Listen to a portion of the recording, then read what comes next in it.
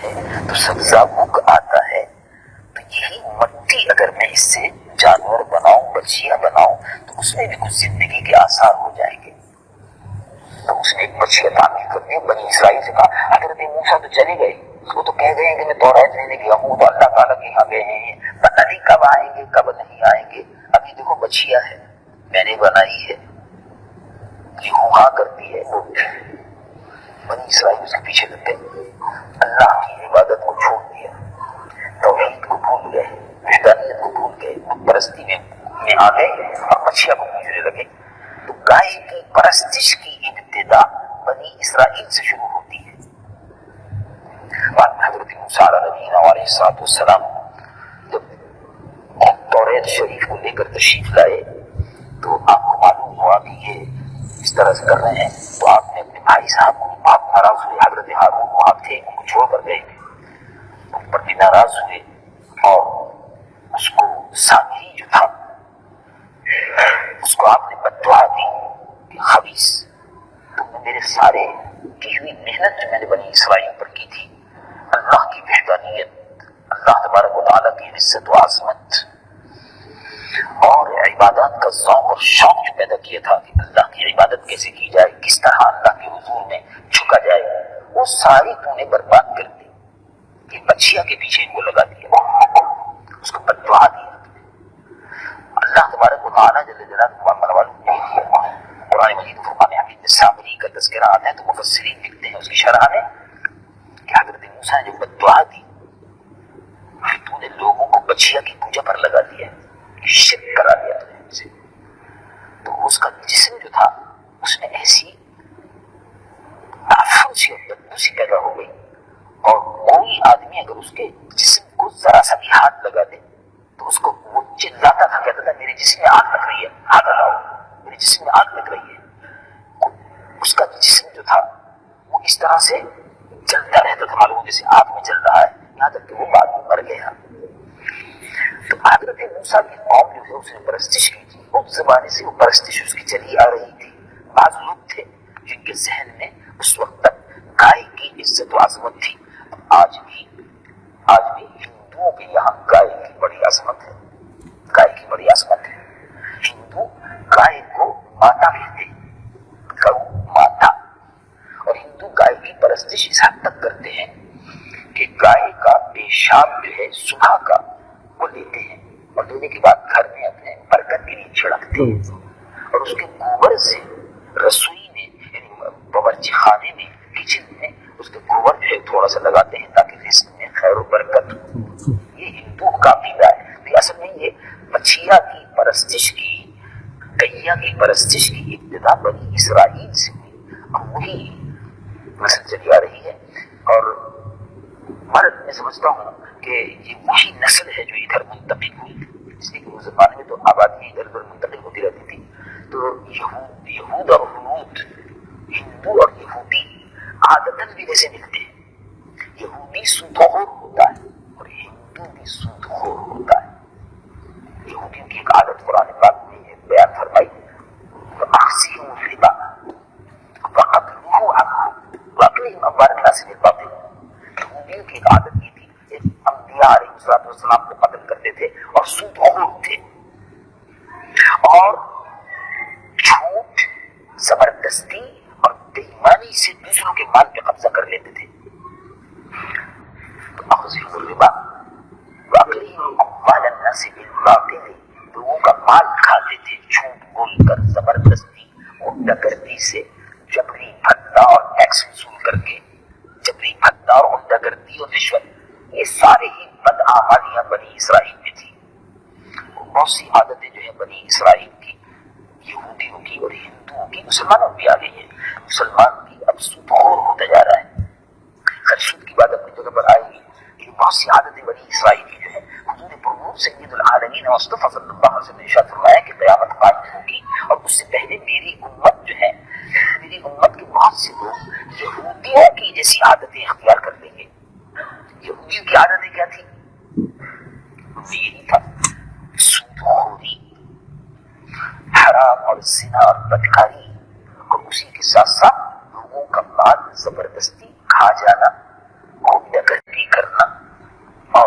اسی طرح سے ایک دوسرے کو قتل کرتے رہنا اور زمین پر فساد پھیلانا، یہ ساری برائیاں ان میں تھی، وہی تقریباً برائیاں مسلمانوں میں بعض لوگوں میں آنی شروع ہو گئی ہیں۔ اللہ تبارک و تعالیٰ رمضان شریف کی برکت سے یہ برائیاں ہم سے اور سب سے دور فرمائے، سب کو ہدایت عطا فرمائے۔ ہم بھی گناہگار ہیں، اللہ تبارک و تعالیٰ ہم کو بھی معاف فرمائے اور نیکی کی توفیق عطا فرمائے۔ تو بنی اسرائیل کو اللہ رب العالمین نے حکم فرمایا کہ گائے کو ذبح کرو۔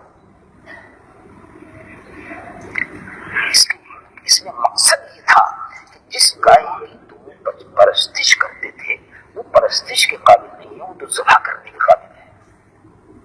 جس چیز کو ذبح کیا جائے وہ خدا تو نہیں ہو سکتی، وہ عبادت کے قابل تو نہیں ہو سکتی، وہ پرستش کے قابل نہیں ہو سکتی۔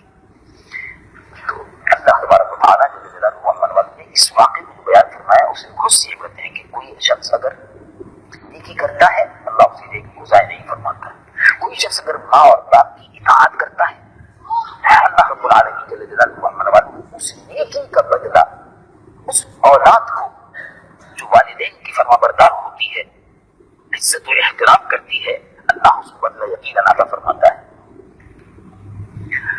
قرآن مجید و فرقان حمید میں خاص طور سے بہت سے مقامات پر متعدد آیات ہیں جس میں یہ ارشاد فرمایا کہ والدین کے ساتھ حسن سلوک کرو، والدین کے ساتھ ادب سے گفتگو کرو۔ بہت ادب اور احترام کا تقاضا یہ ہے کہ جیسے ہر کسی گردن کسی سے جھکا کے بات کرتے ہیں، ایسی گردن جھکا کے بات کرو، شانے جھکے ہوئے ہو، یعنی اطاعت فرما برداری اور ادب کا جذبہ ہو جب والدین کے ساتھ گفتگو کرو۔ ولا تنہرہما، خبردار والدین کو جھڑکنا نہیں، وقل لہما قولا کریما، آپ جب بھی بات کرو بڑی شرافت اور بڑی محبت کے ساتھ بات کرو، ماں کی اور باپ کی بے عزتی نہ کرو، اس لیے کہ ان کے قدموں میں جنت ہے، ماں کے قدموں کے نیچے جنت ہے۔ حدیث مبارک ہے، حضور سید العالمین صلی اللہ علیہ وسلم نے ارشاد فرمایا الجنت تحت اقدام الامہات، جنت ماں کے قدموں کے نیچے ہے۔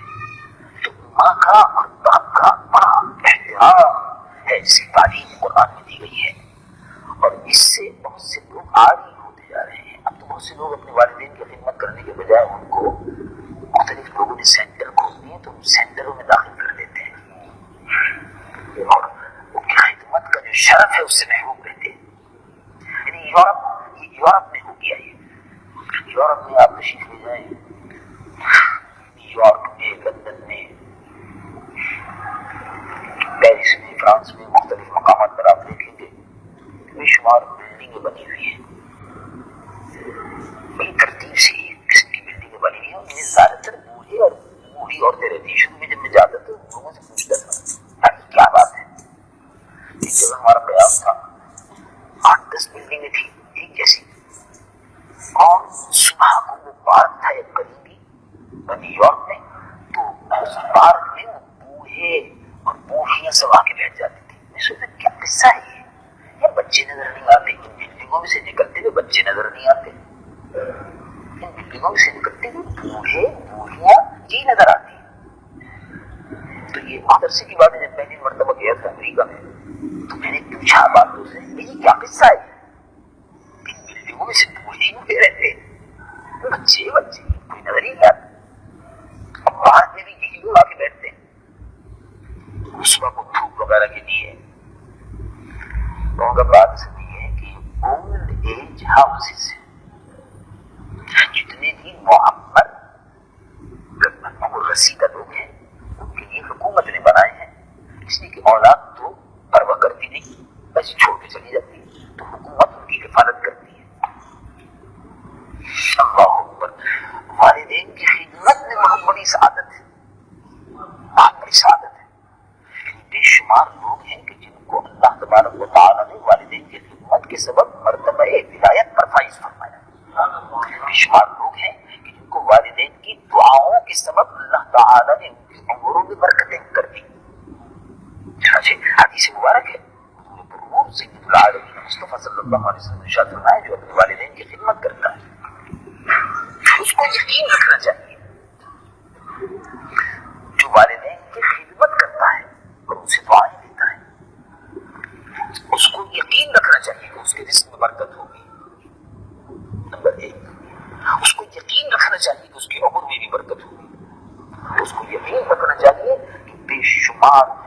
شروں سے اللہ اس کی حفاظت فرمائے گا۔ تین باتیں ہیں جو لب لباب ہے، مختلف احادیث کے مطالعے کے بعد جو لب لباب نکلا وہ یہ ہے۔ اور یہ واقعہ احادیث مبارکہ میں موجود ہے تفصیل کے ساتھ میں۔ بعض صحابہ رضوان اللہ علیہم اجمعین نے عرض کیا کہ یا رسول اللہ صلی اللہ علیہ وسلم میں حج کرنے کے لیے جانا چاہتا ہوں، کا فرض ادا کر لیا، جی فرض تو ادا کر لیا، آپ جانا چاہتے ہیں؟ جی ہاں، بڑی خوشی کی بات ہے، یہ بتاؤ والدہ موجود ہے؟ جی ہاں موجود ہے۔ والد موجود ہے؟ جی موجود۔ کما اور باپ کی خدمت کرو۔ اب آپ غور فرمائیے کتنی بڑی بات ہے، کیا نعمت ہے۔ حضور محبوب صلی اللہ علیہ وسلم نے ارشاد فرمایا ہے عزیز، صحابی رضی اللہ عنہ سے خطاب کرتے ہوئے فرمایا ہے عزیز، جتنی دیر تک تم محبت کے ساتھ اپنی ماں اور باپ کو دیکھتے رہو گے، اللہ تبارک و تعالیٰ تم کو کعبۃ اللہ شریف کی زیارت کا ثواب عطا فرماتا رہے گا۔ ماں باپ کی خدمت کرو۔ تو بہت سے لوگ ہیں جو اپنے بہت سے ذاتی اس میں اپنی بہت سی دنیاوی تکلفات کی وجہ سے ماں اور باپ کو چھوڑ کے چلے جاتے ہیں، ان کی کوئی خدمت نہیں کرتے، محروم رہتے ہیں، دعاؤں سے محروم ہیں، شقی قلب ہیں۔ اور جن کو یہ سعادت عطا ہو جائے، آپ غور فرمائیے کہ جس شخص نے، صحیح حدیث مبارک ہے، کہ جس شخص نے اپنے ماں اور باپ کو محبت بھری نظر سے دیکھا، کوئی اس نے کعبۃ اللہ شریف کی زیارت کری، اس سے بڑا اجر اور کیا ہو سکتا ہے۔ کعبہ شریف کی اگر کسی شخص نے زیارت کی تو کیا ثواب ملتا ہے؟ جس شخص نے کعبۃ اللہ شریف کی زیارت کی، اللہ تبارک و تعالیٰ اس پر 120 رحمتیں نازل فرماتا ہے۔ ہر وقت ماں باپ کو دیکھتا رہے آدمی محبت کے ساتھ میں، ذرا غور فرمائیے کتنا ثواب ملا۔ تصور کیجیے ذرا، اس کا حساب ہے وہ کمپیوٹر ہی باقاعدہ دے سکتا ہے، ہم اور آپ تو نہیں کر سکتے۔ تو اس میں بڑا اجر تھا، اور اس واقعے میں اللہ رب العالمین نے فرمایا کہ دیکھیے کہ جس شخص نے باپ نے جو نیکی کی اولاد کے کام آتی ہے۔ اس میں عبرت ہے، بہت سے باپ جو ہیں وہ نیک کام نہیں کرتے، شرابی پیتے ہیں، بدکاریاں کرتے ہیں، کوئی نیکی ان سے نہیں ہوتی۔ کاش کہ وہ نیکی کریں، اگر وہ نیکی کریں تو اولاد کو بھی اللہ رب العالمین اس میں حصہ عطا فرماتا ہے، اس کی برکتیں عطا فرماتا ہے۔ اور اگر وہ بیٹا اولاد ماں اور باپ کی فرما برداری کرے، اللہ رب العالمین اس فرما برداری کی برکت سے رزق میں برکت عطا فرماتا ہے، چنانچہ رزق میں برکت ہوئی۔ ذرا تصور کیجیے، کبھی اس سستے کے زمانے میں کبھی تصور کر سکتا ہے کوئی آدمی کے گائے کی کھال کی برابر بھر کے وزن کر کے سونا دے دو قیمت میں؟ کتنی قیمت ہے؟ پشت کے لیے دولت کا انتظام ہو گیا۔ غریب کے گھر میں سونا بھر کر آ گیا۔ رحمت خداوندی دیکھیے کہ رزق کے دروازے کھول دی، جسے کہتے ہیں نا لاٹری کھل گئی، تو لاٹری کھل گئی۔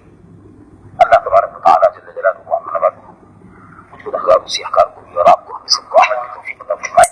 ربنا تقبل منا انک انت السمیع العلیم وتب انک انت التواب الرحیم۔ ربنا آتنا فی الدنیا حسنۃ وفی الآخرۃ حسنۃ وقنا عذاب النار وادخلنا الجنۃ مع الابرار یا اللہ یا رحیم یا رحمن۔ اے اللہ بیمار کو شفا کامل عطا، سب بیماروں کو شفا عطا فرما، جو بے روزگار ہیں ان کو روزگار عطا فرما، جو برسر روزگار ہیں ان کے روزی میں، روزگار میں، کاروبار میں، تجارت میں، کھیتیوں میں برکتیں عطا فرما۔ اے اللہ جو بے اولاد ہیں ان کو اولاد صالحہ عطا فرما، جو صاحب اولاد ہیں ان کی اولاد کو نیک اور سعادت مند بنا، ان کی اولاد کو نیک اور سعادت مند بنا، جو صاحب اولاد ہیں ان کی اولاد کو نیک اور سعادت مند بنا، یا اللہ یا رحمن یا رحیم۔ اے اللہ مسلمانوں میں آپس میں محبت پیدا فرما، کراچی اور حیدرآباد اور پاکستان کو امن کا گہوارہ بنا، عالمی اسلام کو، پاکستان کو امن کا اور سکون کا گہوارہ بنا۔ اے اللہ دہشت گردوں سے نجات عطا فرما۔